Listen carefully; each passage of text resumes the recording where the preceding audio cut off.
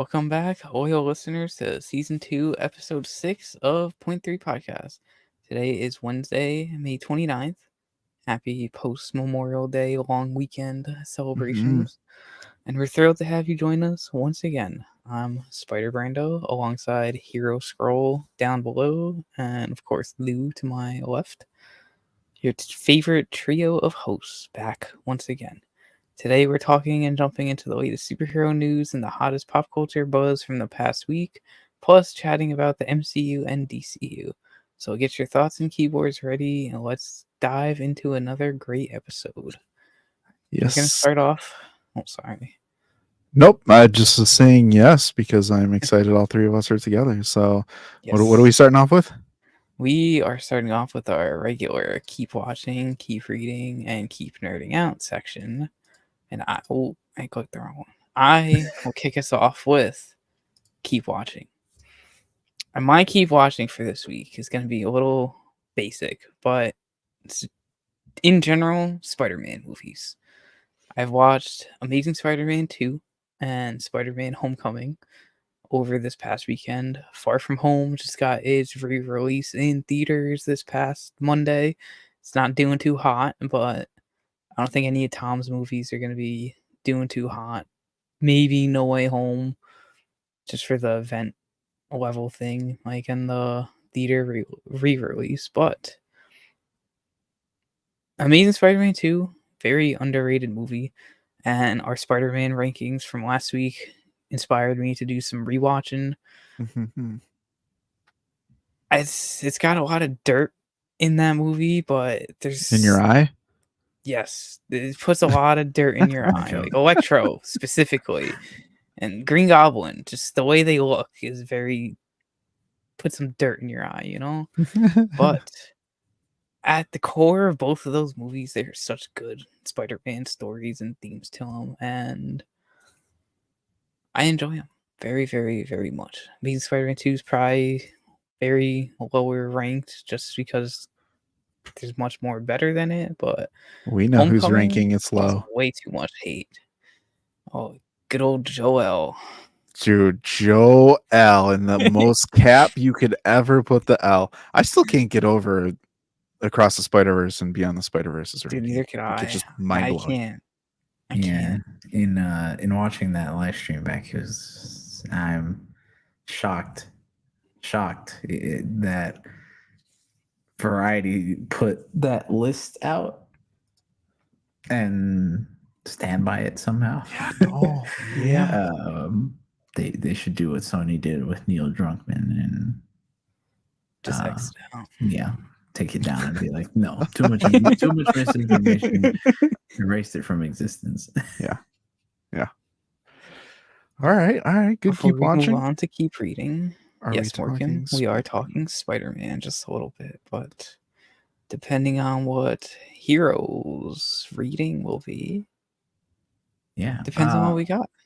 Yeah, no. So the big thing that we talked about a couple months now, we talked about it here on the podcast, and it's that Marvel versus DC getting an omnibus printing, both the Marvel versus DC stories and then the Amalgam universe comics. It was revealed like about a month ago that Jim Lee's doing the DM variant covers, which look amazing. But I read something, I can't remember if it was last night or this morning, but they are only going to be having one printing of them ever. So for my keep reading this week, it's basically a PSA that if you are even remotely interested in getting these books, I highly suggest either A, being ready for them, or B, pre-ordering them, which is probably the best case scenario, just so that way you can ensure that you have a copy. Again, if you are even remotely interested, yes, these books individually are not super pricey. I think at most they're like on 20. sale right now. They are sale right now. Yeah. Oh, But well, I meant like the omnibus pre-orders are on sale from the regular price. they Sorry. are. Yeah. I was talking more single issues though. Like the max, I think the highest are like $30.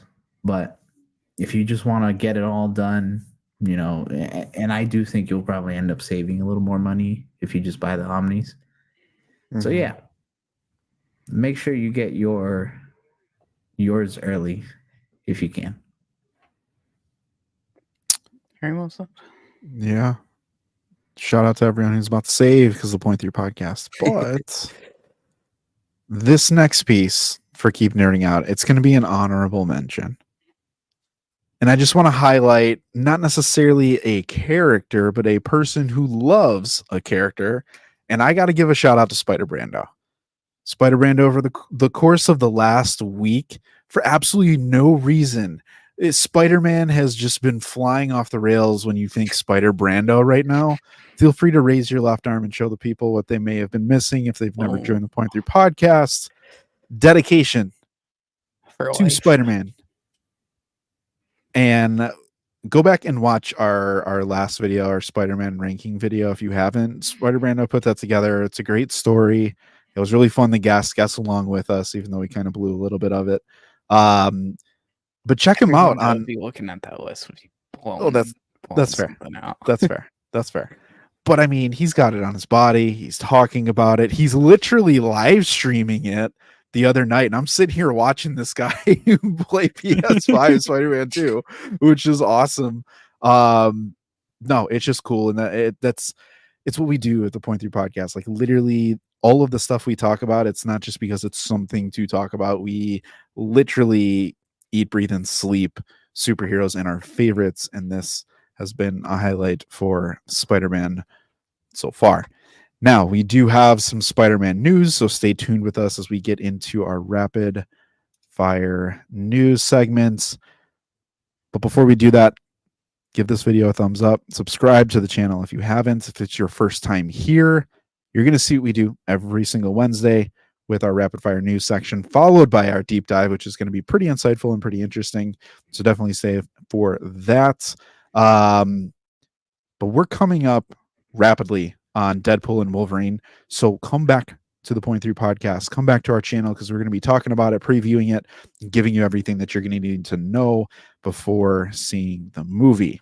Now, shifting gears, let's catch up on the latest news and notes from superhero and pop culture scene. First up, we're going to have some DCU news.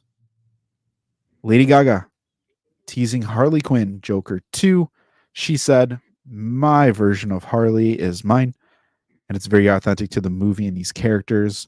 What I will say is that I've never done anything like I've done in this movie before." Hero Scroll, how does it make you feel when Lady Gaga is saying she's never done anything like this in a movie before? It gets me excited, right? I think for the most part, people have known that this Harley Quinn is going to be very different than comic or anything else we've seen her in. So it's going to be interesting to see what they do with her. And we've talked about it before, but Lady Gaga's kind of underrated as an actress. She knows when to really pull in emotion, and I feel like she'll do it here. I agree. This movie is going to make me feel some type of way. Yeah. Not a good way, probably. I know. I didn't want to say it. I didn't want to say it. But that's not a bad thing. It's really not a bad thing, right? I know we've talked about it, but if it can make you feel uncomfortable and still be like, wow, that was a good movie, it's a good movie. Yeah, I agree. SB, any thoughts? Not much. Ever since she got cast as Harley, I've always had a weird feel like it's a great fit, but feel like it's gonna be interesting. It's just gonna be interesting, and even seeing Lady Gaga's music videos, I don't know what the heck she hasn't done, and will be doing in this movie that she hasn't done before. So I'm excited. We'll see it October 4th, 2024. and let's hope for the best for it. Yeah. All right. Moving on to more DC news. Few things from James Gunn. First, James Gunn confirms Superman is halfway done with filming, literally saying we're only a little halfway over shooting. And then even bigger news from James Gunn. And I think we've had this one, kind of bubbling for a little bit, but we haven't really like burst at the seams yet. But James Gunn has confirmed the Lanterns team, saying, yes, it's true. The Lanterns DCU series is putting together a crack team of writers based on a wonderful pilot script and Bible by Chris Mundy, Tom King, and David Lindelof. Hero. Tell the people the hype level for this right now today. Just 10 out of 10. Ooh. Wait, for real? Yeah, I'm a huge Green Lantern fan, anything Lantern related, and knowing that it really does seem like they're putting respect and love into that character, a character that I feel like has been done well in animation, but done dirty very outside of it, and hasn't had, these group of characters haven't had their time in the light yet. And they should. All right. Which color? Yeah. And having, an all-star team with Chris Mundy, David Lindelof, who are screenwriters who have worked on a lot of different things. And then having someone like Tom King, who's an author, a comic book author that a lot of people like, knows how to write a very interesting and engaging story for the most part. I don't think he's worked on Green Lantern before. I could be wrong. I think he's maybe done like one or two one-shots, but not like a bigger run or miniseries. Again, could be wrong. But again, a great author that really puts respect into into the character that he's writing. So getting something like this for Lanterns, I'm very excited. I want to know more. Yeah. It really feels like Lanterns right now is building some of the strongest foundation. And I think because Superman is so in everyone's face, and this is kind of the second run and stab at starting a cinematic universe with Superman. We didn't get Green Lantern in the DCEU, and everyone's like, hello, like, why do we not have that character? And there were mini teases and that kind of junk. And it's just like, it's just a part of the DCU that I really think, and Hero, you've even said this before, where like there's so many layers to Green Lantern, and most people like, what does Green Lantern even mean? What does the Lanterns mean? And just I think the story that's going to be told here, top to bottom, regardless of the characters that they use, it seems like it's shaping up to be one of the better stories told, and it's going to create a portion of the DCU that's really going to feel like its own universe in a way within a universe. And like they could just run with Lanterns, period, and it would be money. Yeah. It's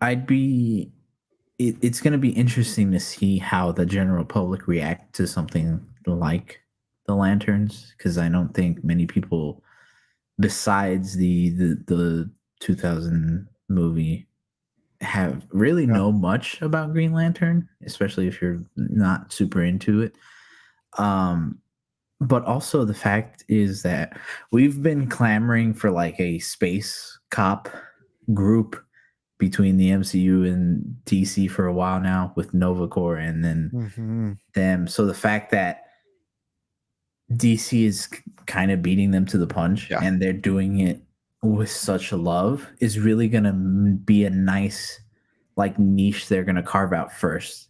That way no one's going to be like, oh, well, that's like Marvel's X. It's like, no, this is its own thing. And then whenever they finally decide, all right, we're going to put Nova Corps in, people are going to be like, oh, dang, well, that's like DC's Green Lanterns. And it's like, yeah. But yeah, no, like you said, the amount of stories they can tell, I hope they don't waste them. I don't think they will, because again, it really feels like they're putting love into this, and the fact that James Gunn would at least even try to acknowledge a rumor about it shows that it's an important part of their release schedule. So, and I think this is going to tie into our deep dive nicely later. So we'll probably return to this again later on. No. Spider-Man, one quick question here for I'm excited Lanterns. that the TV show. Yeah, from a TV show perspective, what would it need to do for you from a visual aspect? Given anything that you know about Green Lantern or the Lanterns, period. Because a TV show may not have the budget, right? It depends. But I don't think that this is going to be a scenario where it's like Disney Plus, where they're just throwing 200 mil at it and they're just like, here's the baseline. Really, it's kind of a a blank check. Do whatever you want. I think a key piece of this is going to be how it looks. And is there any way or anything that you would be like, hey, this, if they get this right, I think it probably has a good chance at success? They need to get the suit and with the suit, I guess, and just like the effects, right? Like the little like ring lightning effects, right? This is obviously the biggest issue with Green Lantern from Brian Reynolds was the CGI suit and just how bad everything looked power wise. So them getting like just practical regular suits, less Mhm. CGI involved, maybe obviously CGI to um do the greens or do like the illumination stuff. But I could see them succeeding with some nice like practical effects when it comes to lighting and Yeah. all that. But Morgan is right. Green Lantern definitely does exceed in animation, so it will be hard to carry over, but with how technology is nowadays, they should be able to. Especially, I'm kind of like comparing it to Secret Invasion a lot just because of the greens. And the Mhm. budget for Secret Invasion was reportedly like insanely high, and they did not a lot with it visually. So they need to just do better than what Secret Invasion did when Yeah. it comes to a budget like that and handling their power scaling. Like they had Gaia's power just weird at the end of it. And it just needs to be like a nice brighter type show instead of darkness like the DCU had or DCEU had. Yeah. It and I agree with you. I would also say maybe that another good MCU series they could bounce off of and try to exceed is probably Miss Marvel, since it's very similar in terms of like Mhm. kind of power set Yeah. in a way. So I think if they're able to do better than that, because from what I remember, Miss Marvel isn't a bad looking series.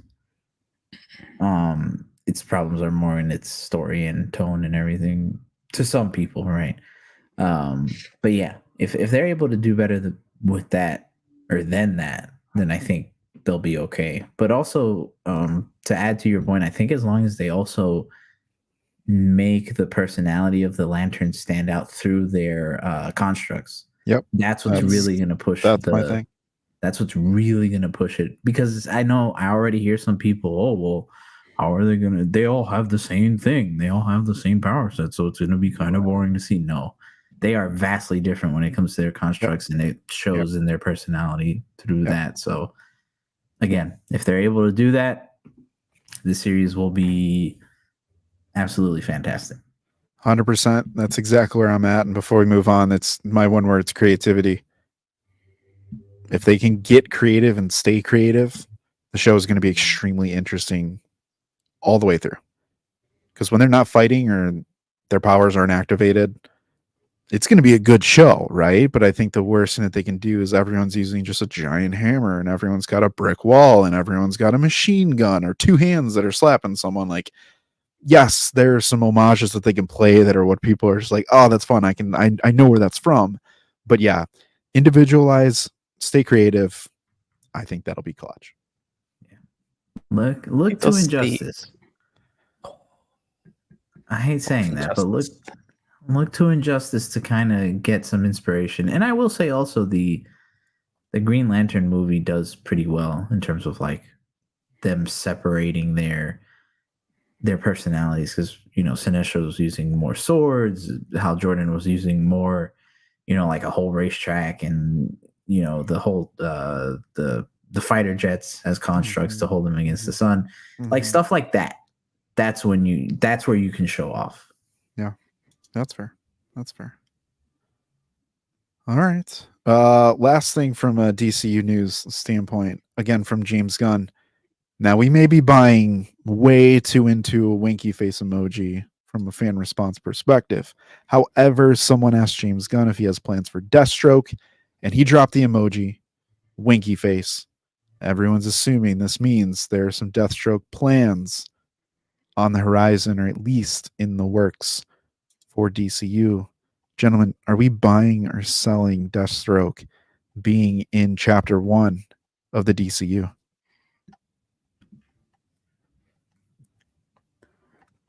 I want to sell it. I feel like I feel like a couple months ago, he talked about Deathstroke and said like it's just not happening. Or at least the James no. Is his name James Mangold? No, it's not. It's the director.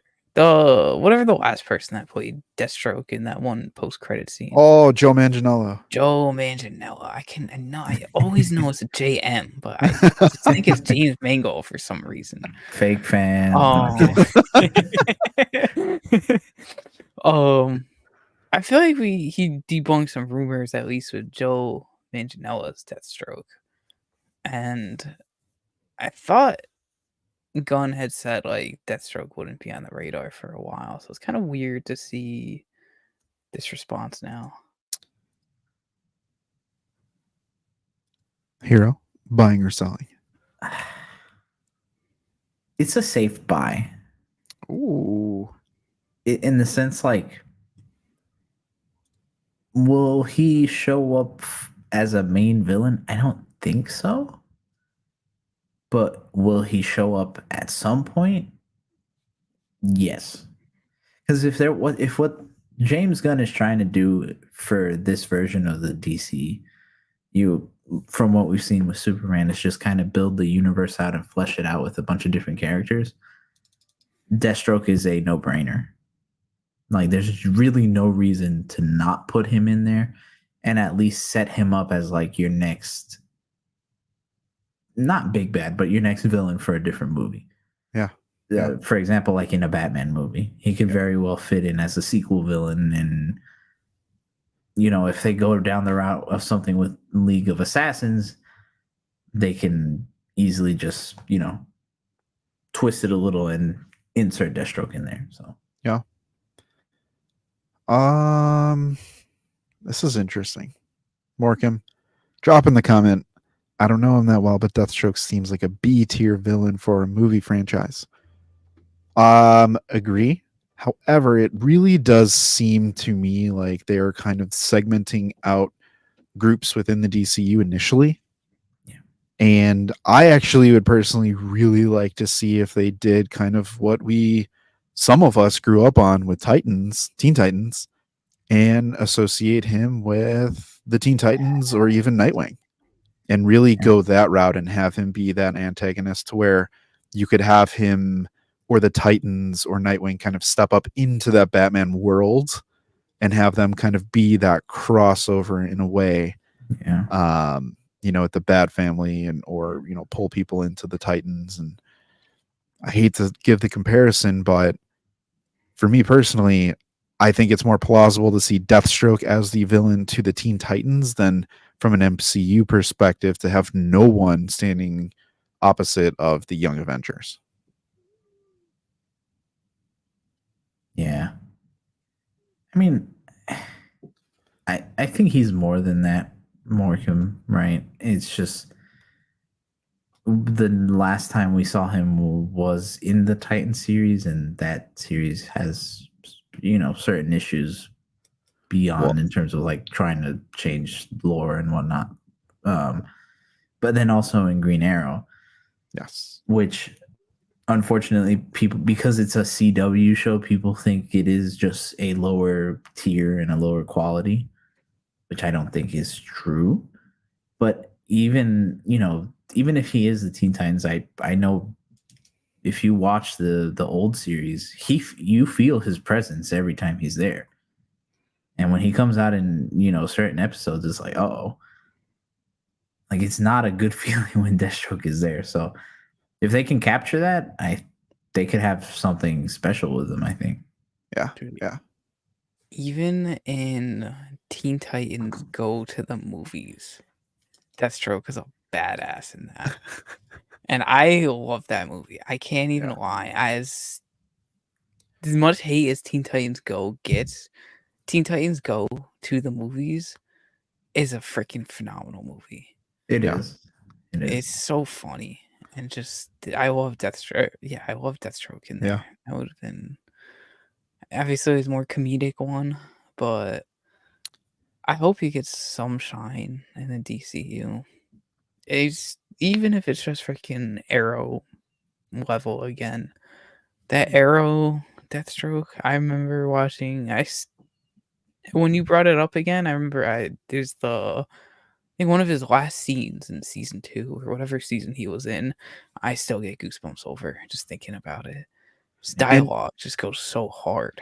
That's the thing I was going to say real quick to the point, though. Even in the CW Arrow, you got more, not necessarily of Deathstroke, but you got more Slade Wilson, right? So he's kind of that character to where you can pull out, different portions of his character and make him like, there's the Deathstroke, the killer, where pretty much anyone he comes up against, he's probably going to take. And then you have the depth of character and kind of everything that he's about from a Slade Wilson perspective and stuff. And ultimately, if you really wanted to, you can evolve him into kind of that anti-hero-ish type of character who, I'm not going to help you, but I'm also going to be an antagonist at some point in your future. It's just, it's on my terms. So I think they could do some really cool things with Deathstroke and put him on the map in a lot of different ways, but I agree. I never said if I'm buying it. I don't know, just $100. Slap it on the table. I don't know. Yeah. Well, moving on to some Marvel news, and we're gonna start off with another Deathstroke-esque copycat with Wade Wilson, and Deadpool and Wolverine is expected to earn over $100 million opening weekend. Are we buying or selling that? 'Cause I am buying it 100%. Because I already bought my ticket, so I'm part of the contribution to that 100 million. Yeah, that's a safe buy. Boys, I'm gonna eat my words for breakfast, lunch, and dinner on this movie because I am looking like if you've been with the Point 3 podcast from the beginning, we're like 1 for like 2 million at this point. What do we know? They're like 4 for like 2 million. Yeah, I was gonna say we're like 5 out of 3 million. Yeah, 3 million. It's just we have to buy it. For everyone in the comments, mark this down. I don't think this is going to make $1 billion. I think it's going to fall short. It's not going to have legs. We're talking this thing's going to be waddling into future weekends, not strutting the stuff. But will it make 100 million opening weekend? Yes. I think this chart is going to. Okay. I think it's going to. But listen, it's still going to be a good movie. I still think it's going to be one of the MCU movies. I'm just thinking it's still in that 800 million range for me. I agree. But at the same time, just around work, like some of the conversations I hear, people who are not into like Marvel movies like that, and just people who just casually enjoy movies, they're talking about this film. Yeah. They're talking about it hard, which is weird because I haven't heard people talk about a Marvel movie like this in a minute. So if it does, I wouldn't be surprised and I won't be shocked at it. But if it doesn't, it's like, would I feel disappointed? I don't know, because again, that R rating has such a detrimental effect. Not in a bad way, right? I think people will still show up, but it does limit your audience a little more. So I don't know. Deadpool 2, I think it was almost cracked, 800 mil. yeah, cracked 785. 7. Yeah. Both did upset almost. I think one did 8, 2 did about 7. Yeah. Now I think Hugh Jackman is carrying though hard.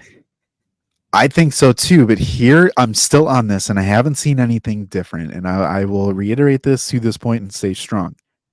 Due to the lack of MCU connections, and I've heard people very excited about this movie, but is it a necessity to see in the theater?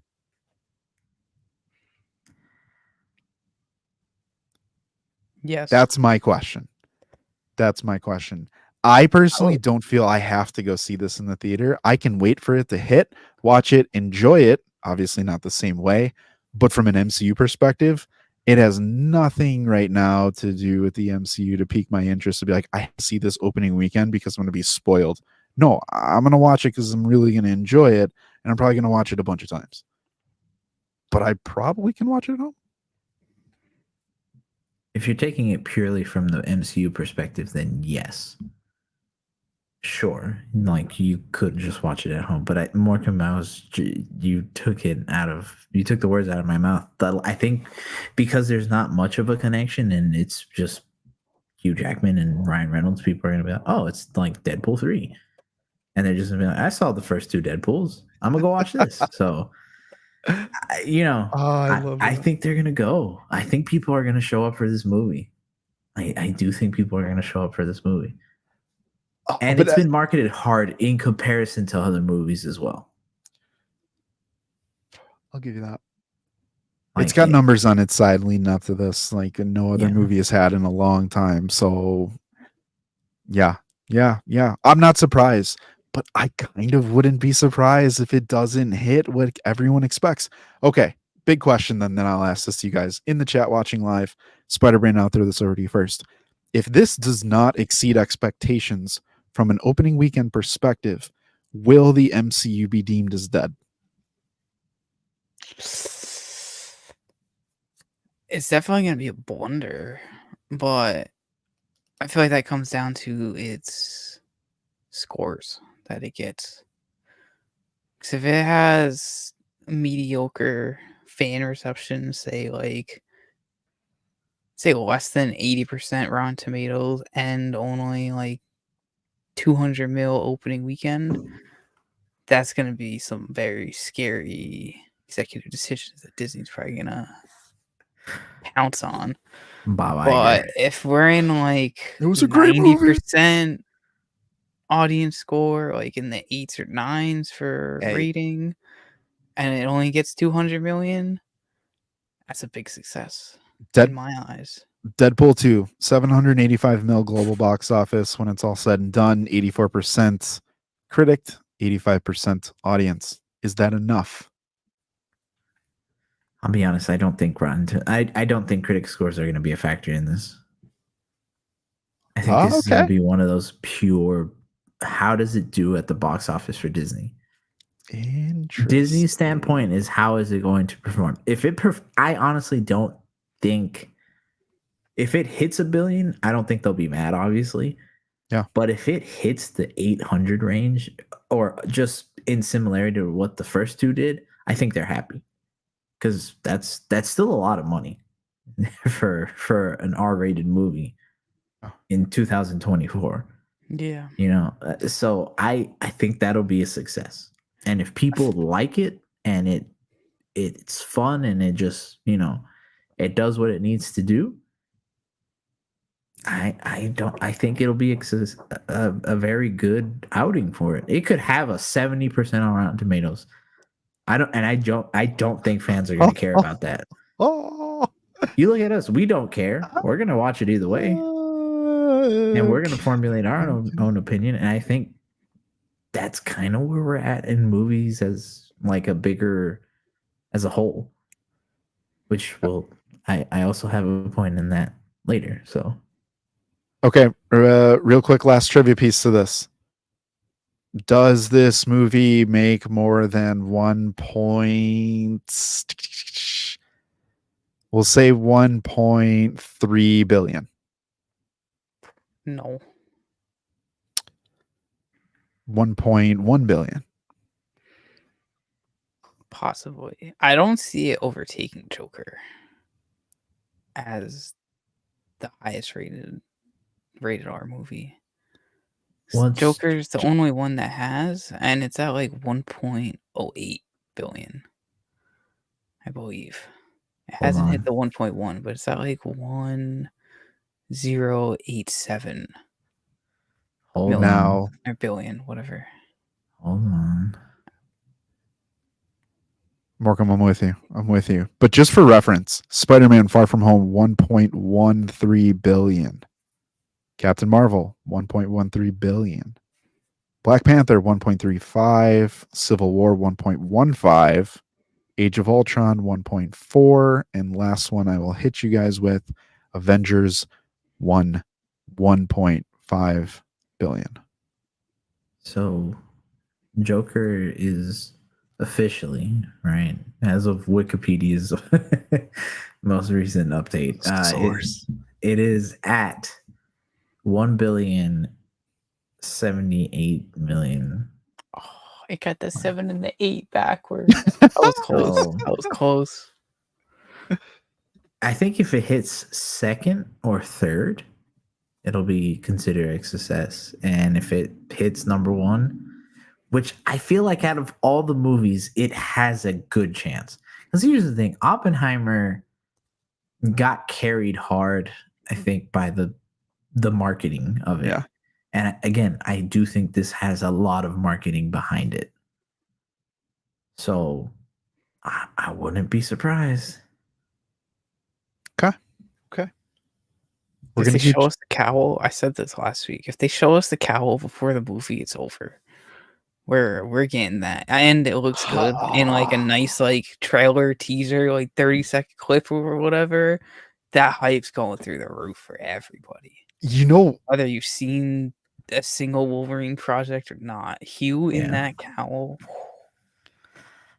Do you think trailer 2 would be more hype if they show Hugh in the cowl, or they show other variants of Wolverine that are big actors?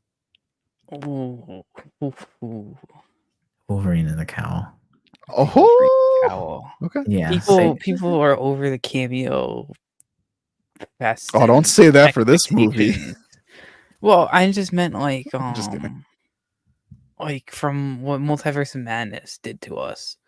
Yeah. And set us those expectations with like 5 out of the 6 Illuminati cameos just from the trailer, which those should have been saved for the movie. I think they learned their lesson not to show too many cameos, and we all want the damn cowl. We've seen it on the soda cups. They keep on dropping official promo art for him in the cowl, but we just haven't seen Hugh himself in it. And when that happens, fair enough. Stay tuned. Yeah. Okay. Next up, we have Sony reportedly wants to bring back Tobey Maguire and Andrew Garfield into other multiverse stuff that will not be related to the MCU. Go figure. Good idea, or another classic Sony bad idea? Good idea. I'm gonna take this right away. This about a year ago, a couple months ago, I don't know, I've talked about my keys to the Sonyverse and what I would do if I had executive control from Sony. And both of my plans involved Tobey Maguire and Andrew Garfield getting their own movies. and getting Spider-Man 4, TASM 3, and like while Tom does his own thing, they could run them concurrently. We have like 2 different Supermans going on with Superman and Lois, DCU Superman, and My Adventures of Superman. Mhm. So why not 3 Spider-Men? Mhm. It'll be easy. Make them all do their own things. The demand is there after No Way Home, and it'll be actual Sony using a film universe with their 2 main characters instead of all these stupid anti-heroes that have Spider-Man references. Well, you put some I don't even wanna respect go on into Craven's Venom name. 3. I don't even wanna get into the Venom 3 plot leaks or rumors right now. So I think it would be a great idea for Sony to eat billions and billions of dollars across 3 different Spider-Man franchises, and even if they connect with one another, don't connect with one another, like, the demand is there for us to want to see Toby's story continue, Andrew's story continue, and then Tom has his MCU story to continue too. Do you not? Okay, just quick question though, because I think it's a decent idea, but at the same time, I can't help but think, would this not burn people out on Spider-Man? Don't burn losers out on Spider-Man. My bias, but they're they're 3 different takes on the character, especially having watched Amazing Spider-Man 2 and then Homecoming, like, back to back within a day from one another, and I know I got this tattoo in my bias, but I don't think it will be that much of a fatigue just because they're all very different. Like, if they're giving us the same stories over and over, that's a different story, but, like, you could do a old man Toby and give him, like, something similar to, Peter B. Parker and kinda go give him, like, a dad or older Spider-Man route, and then have Tom still or not, have Andrew still deal with that he never got his symbiote. He could get his symbiote, they could always make it their own, kinda like what Spider-Man 2 did and changed a little bit about the Venom story. Or actually, speaking of Dark Web right here, has a lot to do with freaking Ben Riley and clones. We could see a cool, like, Ben Riley, and I think the TASM universe would be a great universe for that, just given how Oscorp is structured over there to get into cloning and potential chasm or um there's just so much that different like takes and storylines that they could do that I don't think it'll be too oversaturated. Unless they drop them all like Oh, year that's a after year sign. after That's a year. sign. That's Yeah. I just want to throw this out really quick. oh, I lost my page too. If they brought back a solo Toby and a solo Andrew, I hope that it would lead to, and we've said it many times on this channel, the Inheritors. If we can go through and get one more of each of those potentially, or do, I think it actually would be kind of cool if they did one movie and just ran it. It's Tom and Toby's movie, but you could just keep flipping, like take some inspiration from what Into and Across the Spider-Verse have done and make it one special movie that is just kind of catching you up on where these other spider people are. Yeah. And I think you could have the core be Toby and Andrew, and then leverage, your Prime series and those things to kind of build up some other characters that have kind of been here and just do one big Spider-Verse story. I think that's the next thing that I'd be looking at. Like, we got our Infinity Saga, we got our X-Men 97, we're getting our DC stuff. I think that the unfinished piece for me is knowing that a Toby and Andrew story are still unfinished. I would like to see like a complete closure, because I think No Way Home opened up a chapter that's blank, and I think that they just need to. And it does kind of sound like a live action ripoff of Spider-Verse, but I think you're really weaving all of those stories together to create one big Spider-Verse story where it goes back to, like Spider-Brando said, it's beyond the Spider-Verse. Yeah, because you've established in the casual fans perspective that the Spider-Verse is like all the Spider-Man. So I mean, heck, even if Sony and Marvel somehow agreed to even incorporate stuff from the Spider-Verse movies into this big live action movie, I think you could do that. If you do like a big two-parter, I think that could work really well. I just think if you end up doing Spider-Man 4, Spider-Man 3, or the Amazing Spider-Man 3, and then Spider-Man 4, and then Beyond the Spider-Verse, and then whatever is after Beyond the Spider-Verse, because we know they're not done with Miles. I just think people are going to end up being like, no, that Spider-Man's overdone. Like, Spider-Man, I'm tired of Spider-Man. I want something else. Yeah. Tough. It's tough. I think in like talking about it, you're like, but if it was in production and it was coming out in theaters, I darn sure would be there first the first day I could be. Yeah. Oh, for sure. I definitely would too. We all three of us would be there. Quick question from Morgan, from the casual perspective, do you think they would care for solo movies and whatnot? No. I was gonna say, I think after the first one, they might end up being like, "What's the point of this?" That's the thing. There has to be an end in sight. Yeah. And I think that would bring more investment because you don't know when it's going to come. So that's why I'm saying, like, if it was like a special type of movie, but yeah, I think that this would have to be attached to Spider-Verse, animated Spider-Verse in some way for me personally to make it make sense. Group them all. Yeah. Group them all together and just make a big two-parter. And I think that makes everybody happy. Listen, I'll say this is the last thing I'll say on this topic.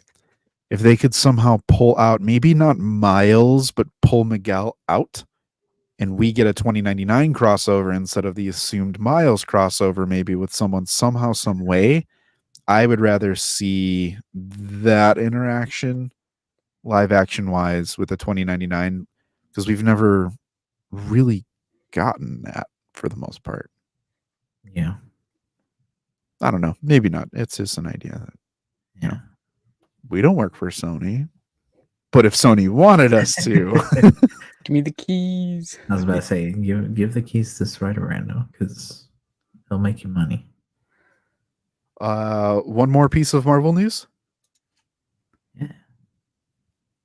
This might be a big one. I'm curious your thought on it. We haven't talked about this one, so for all of you watching, this will be a first for the point 3 to kind of discuss in a way. But from our good unknown friend Daniel RPK, Avengers 5 is reportedly going to be more grounded, despite the multiverse being involved, and a new announcement about Kang is said to be coming in the next few months.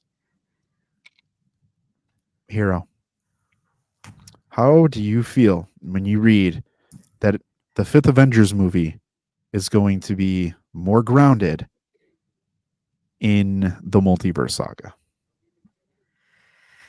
It's a bad idea.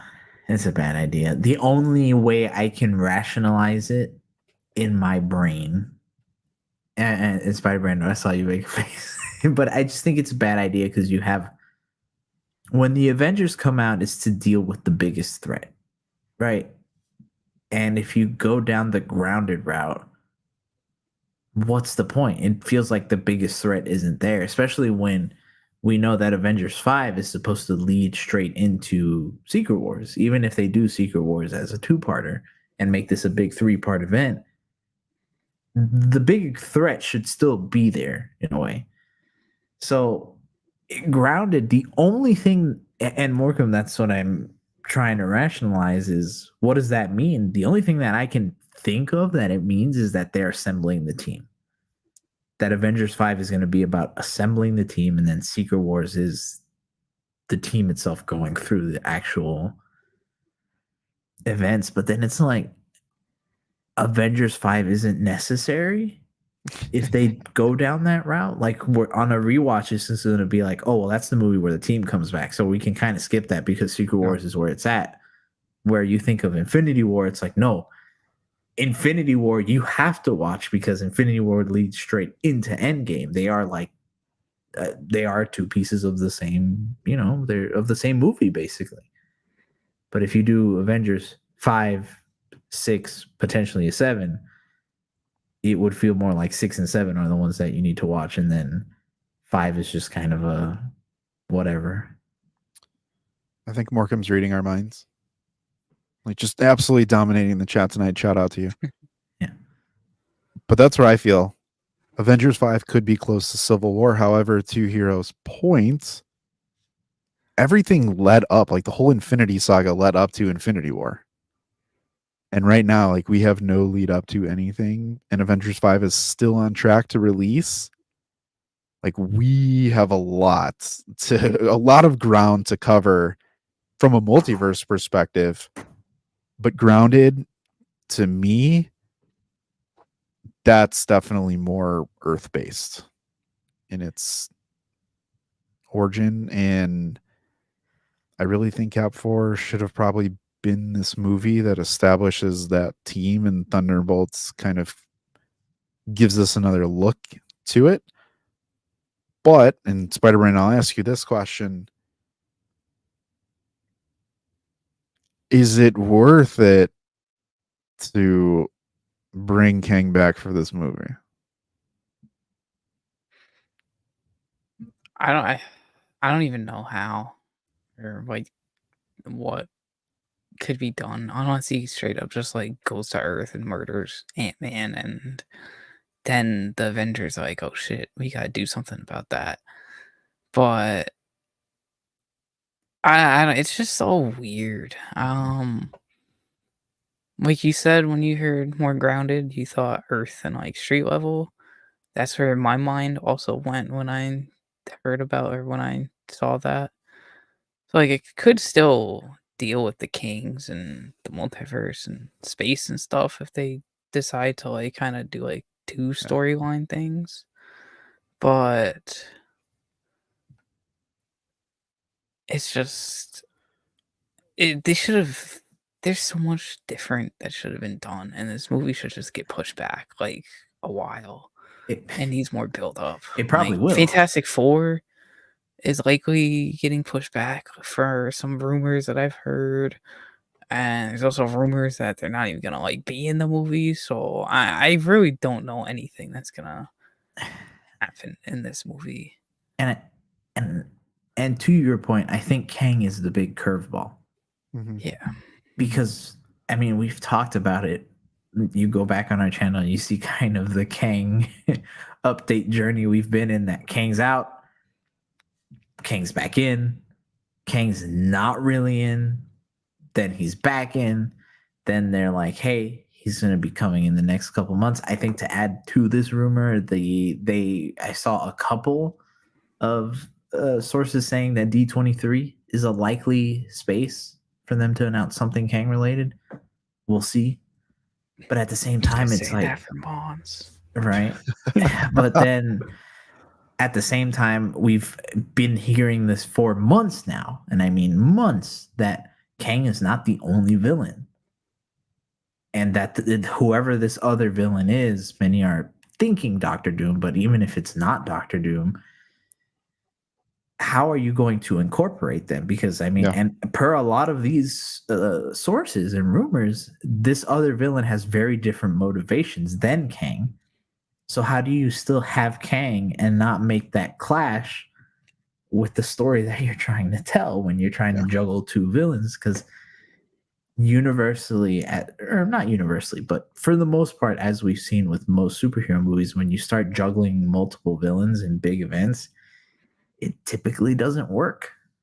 So I don't know, man. This is like, it's so weird how they're going about this. And hopefully, whenever D23 comes around, or whatever other event that they want to come out and actually address something for once, I really hope they kind of just set it straight and be like, this is what's gonna happen. In the same vein that James Gunn's doing. I don't think they will. I think they're still going to leave a lot of it up to speculation, but the best case scenario, come out, tell us who's playing Kang, and kind of explain, or at least set up what's going to be next. You know, what we're going to be seeing in the coming projects. because we need direction. Yeah, this is one of those times where I'm like pro like leak culture. If people were going to, or if Disney Marvel specifically dropped some leaks from Avengers and it caught some traction, incredible sources were like, yo, this is massive for Avengers 5. It would take the internet by storm and it would trend for days. And it would generate hype in the way social media can generate hype. But right now,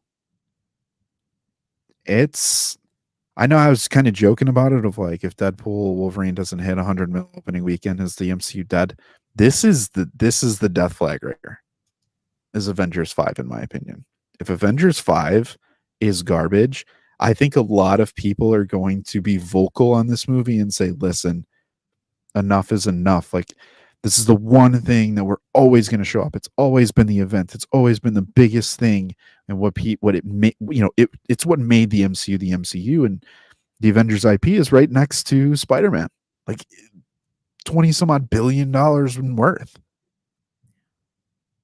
But right now, man, I feel that this is on a tier below Deadpool and Wolverine, and it is struggling for air.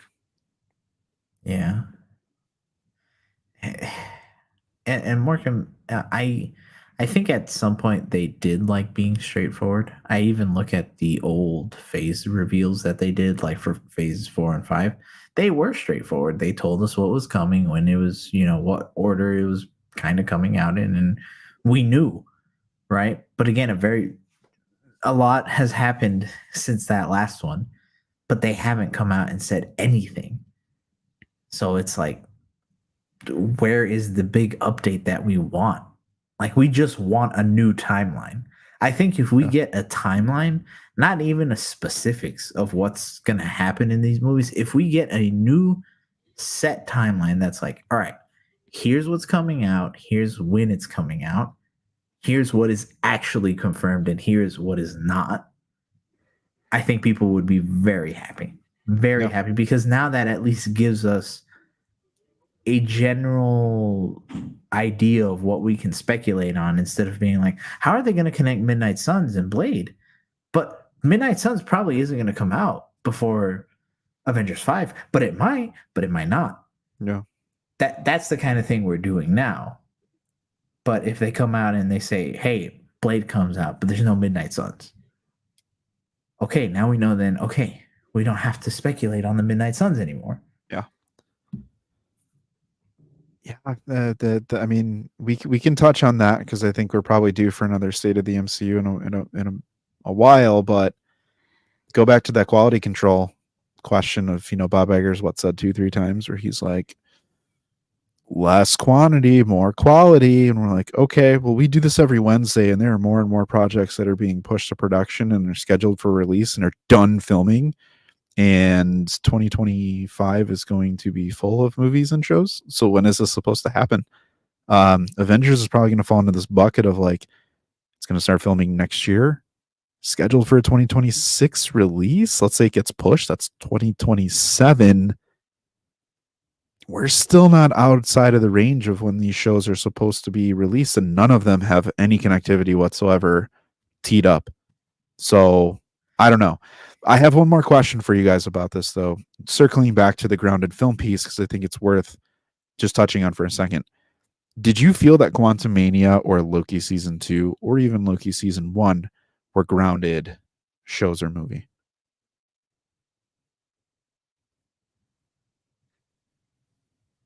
I would say in a way, yes, just because they kind of like stuck to themselves as a story instead of relying on like someone else coming in to help with the story, if that makes sense.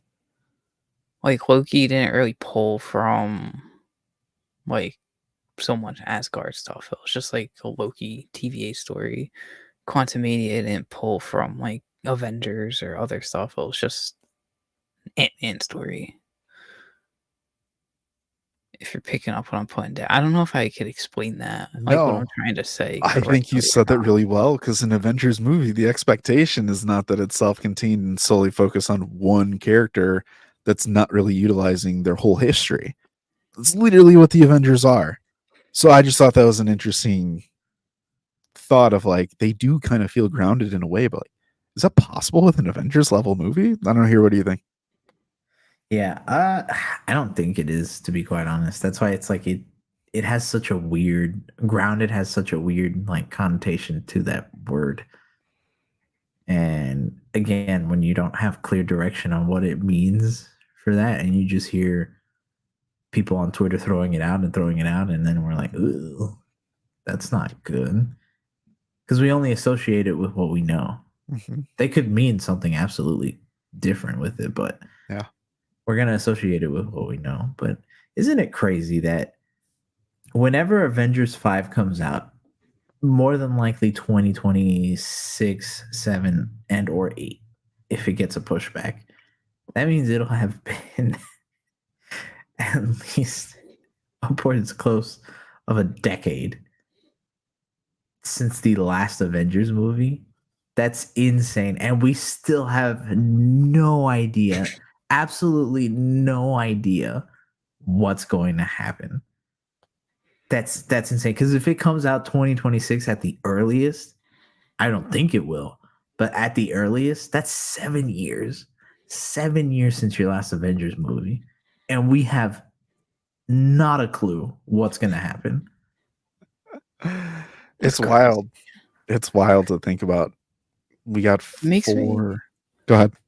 Like I say, it makes me wonder, and just like kind of going back to Deadpool and Wolverine, that D23 is after Deadpool and Wolverine comes out. I believe Hall H in San Diego Comic-Con is like the week before, or the week like after, like the week that Deadpool and Wolverine releases. So I really wonder if Marvel's been quiet all this time just to wait for that movie to come out and see how it does, and then go full in on like this is how, like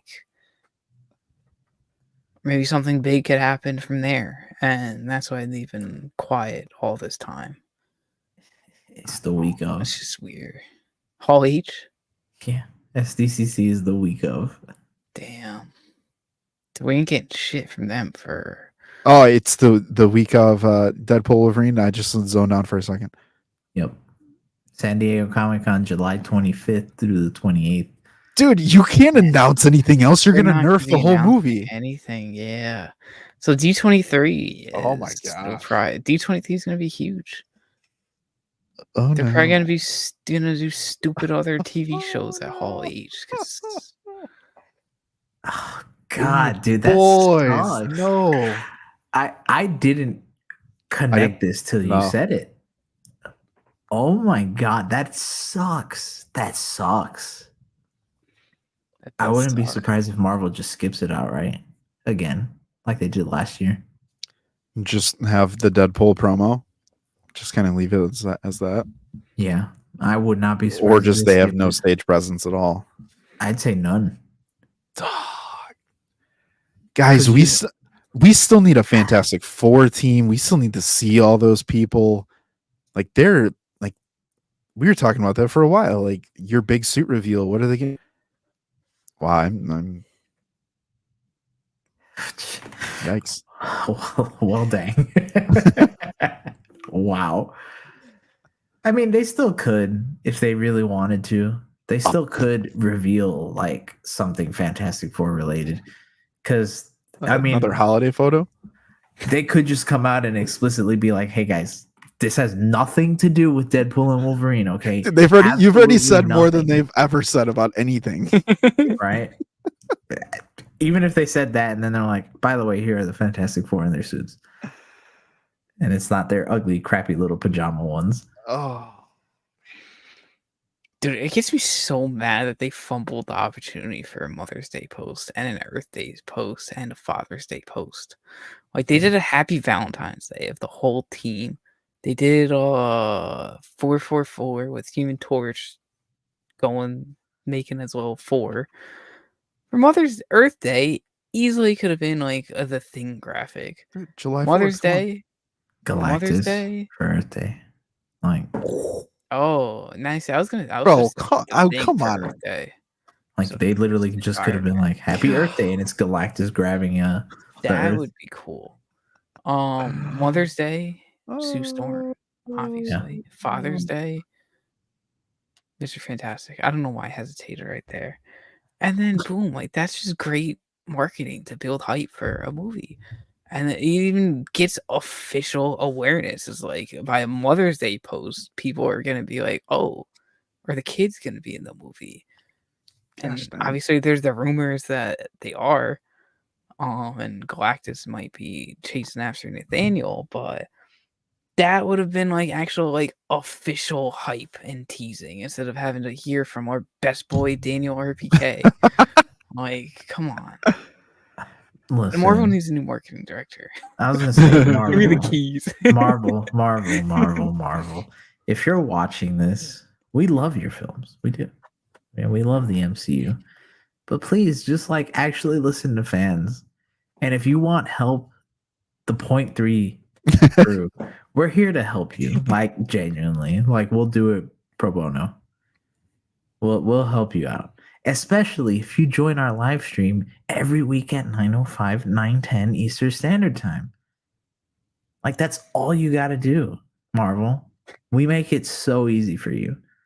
And we make it easy for the people watching us. So we're gonna leave it there after that fantastic Avengers chat. Hopefully the Fantastic Four are in the freaking Avengers, because if they're not, oh dear God. But to everybody that was watching this live, that if DC calls, can we get a Larfleeze movie? Absolutely. I will be the first one to put that up there. But to everybody watching this live, thank you so much. Thank you for joining us. To everybody watching it later on, thank you so much for watching the replay. Again, we do this every Wednesday. So join us, subscribe to us if you haven't, and hit the like button. It goes a long way for us here. So thank you so much. Once again, we are your favorite trio of hosts signing off. Above, Funkaloo, to top right, Spider Brando, myself, Hero Scroll. 3 things you need to do before the next live stream. You need to keep watching, you need to keep reading, and you need to keep nerding out. We will see you next Wednesday.